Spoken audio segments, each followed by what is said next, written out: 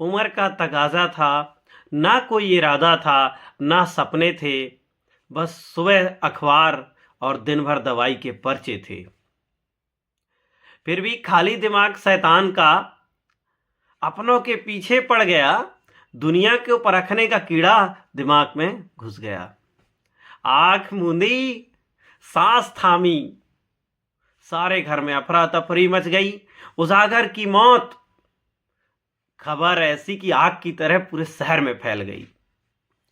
सुनकर अफसोस मनाते सब आने लगे, कुछ को व्हाट्सएप करके बुलाने लगे। पत्नी पतरी फूट फूट कर रोने लगी, कैसे जीऊंगी अकेले पूछने लगी।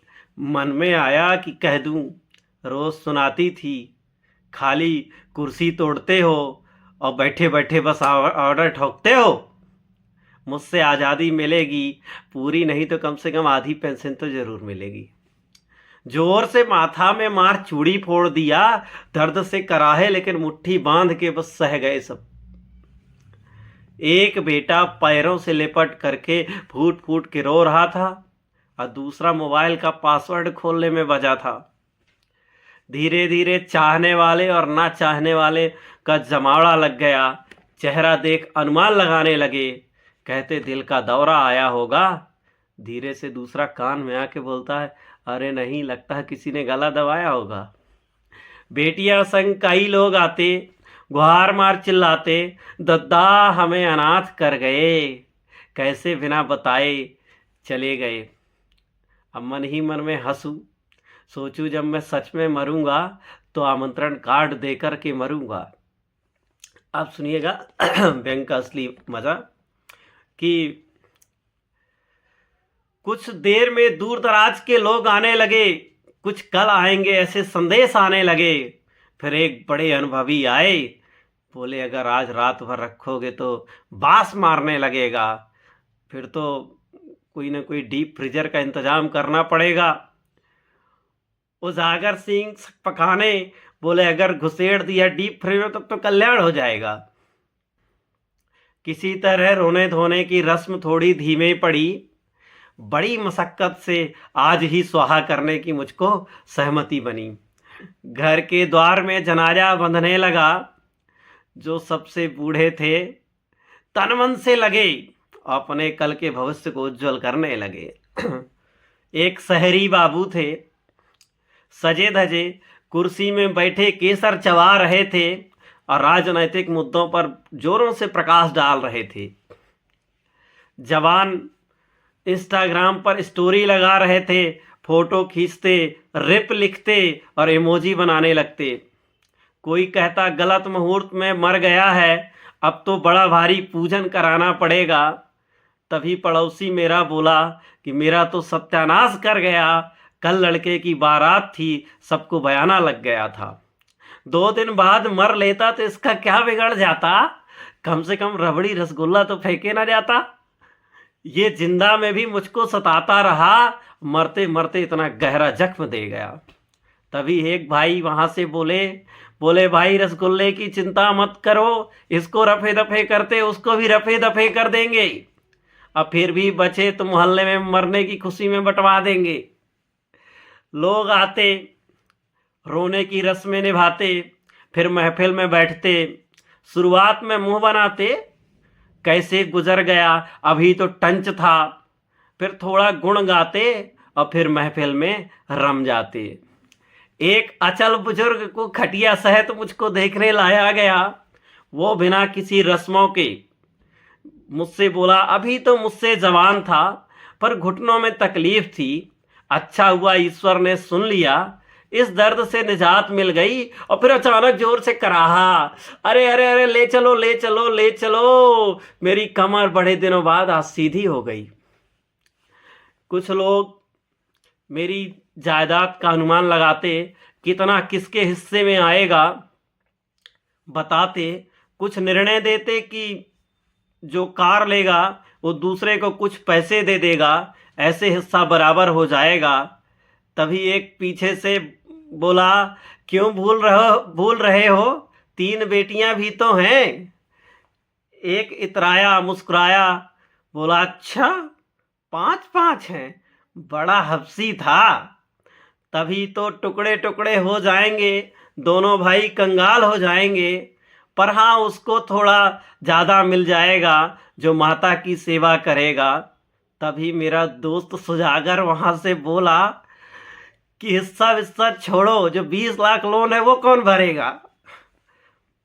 उसी समय एक मोहल्ले की औरत लिपट कर मुझसे रोने लगी।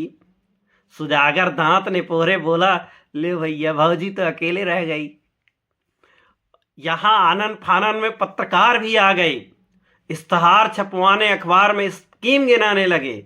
बोला 5,000 रुपये पर इंच भाव है, क्रियाक्रम का दिन पहले से सोच लेना, बाद में बदलाव नहीं होगा। अगर रंगीन में छपवाओगे तो 20% एक्स्ट्रा लगेगा। मेरा बेटा बोला, भाई घर की EMI भी भरनी है, रहम करो, कलर वलर छोड़ो, 2 इंच में कहीं कोने में गढ़ दो। पत्रकार अपना धंधा करने लगा। बोला, पिछली गली में मास्टर जी का 15 इंच था, अगली गली में थानेदार साहब का 30 इंच था, और तो छोड़िए, अभी एक वकील साहब हैं, उन्होंने एडवांस में 50 इंच बुक करा रखा है। अब ये तो शिक्षक थे, तो कम से कम 10 इंच तो बनता है। यहाँ चट मरनी पट जलनी टीम आई। चट मरनी पट जलनी टीम आई। मैयत के सामान में छूट गिनाने लगी। बोली, साधारण कफन फैंसी से सस्ता है, लेकिन कपड़ा अच्छा है।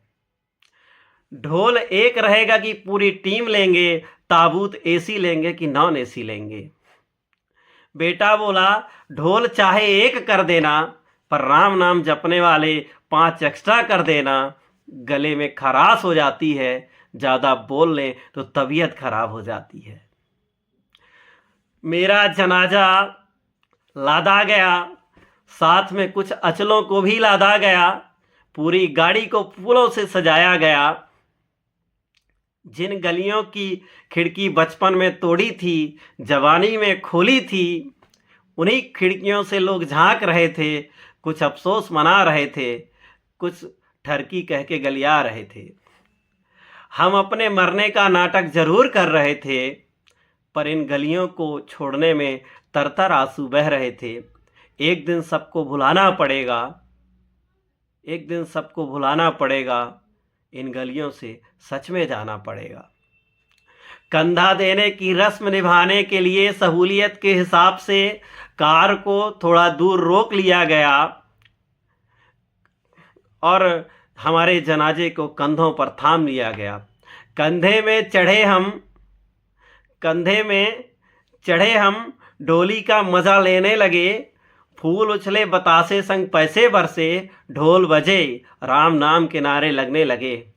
कुछ दूर तो सब यही सही सलामत था। जल्दी ही कंधेदार थकने लगे। कोई पूरा वजन थामे, कोई रस्में थामे करा रहा, कोई मेरे गुण गा रहा। बोला, अभी तो पिछले महीना मेरे घर आए थे तो बड़े फिट थे, पूरी 5 पूड़ी खाए थे। तभी दूसरा बोला, 1 महीना छोड़िए, अभी मुझको परसों बाजार में मिले थे तो पूरे 10 रसगुल्ले खाए थे। मैं ही मन कह रहा था, साला जिंदगी भर जिसने पूड़ी तो छोड़ो घर नहीं बुलाया है, और ये रसगुल्ले की बात कर रहा, मुझे पिछले कितने सालों से शुगर है। ऐसे ही बातों बातों में रास्ता गुजर गया। 200 मीटर जाने में 200 बार कंधा बदल गया। घोड़े की सवारी से नीचे उतरा ही था कि देखा चट मरनी पट जलनी वाले अपने वादे में खड़े थे। सारा इंतजाम एकदम तंदुरुस्त रखे थे। अभी हम बोले, जल्दी कर लो, अभी हमें 5 ऑर्डर और पूरे करने हैं और 5 जगह मुर्दों को खाक में मिलाना है। अर्थी में लिटा दिए।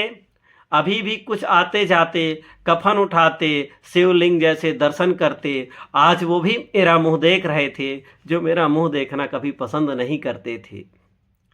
फेरे लगे, अग्नि लगाने की रुत आ गई। तभी किसी ने कहा, माचिस तो भूल गई। तब एक कक्का गुस्साने बोले, हमारे पूर्वज गलत रिवाज नहीं चलाते थे जो घर से आग लेके आते थे। आज की पीढ़ी हमारे रिवाज भूल रही है, हर काम शॉर्टकट में कर रही है। तभी एक भाई साहब संकोच करते हुए लाइटर दिए तभी एक बुजुर्ग बोल पड़ा, लाइटर से मुखाग्नि दोगे तो रिपाजों का क्या होगा? किसी ने समझाया, कहाँ जी रहे हो बाबा आदम खान के ज़माने में, आजकल जलते हैं विद्युत के कारखाने में। जैसे ही आग लगाने को लाइटर जलाया, हम उठकर भागे, सारे एक सुर में चिल्लाने, ये क्या अचंभा हो गया, बिना जले ही भूत बन गया। फिर कुछ लोगों ने समझाया, भगवान से गलती से मिस्टेक हो गई है, या कि इसने कुछ अच्छे कर्म किए रहे होंगे, इसलिए इस पर रहम बख्शी गई है और भगवान ने इसको वापस भेज दिया है। अब सुबह शाम मेरे घर में भीड़ लगती है, मरने के बाद की विशेष चर्चाएं चलती हैं।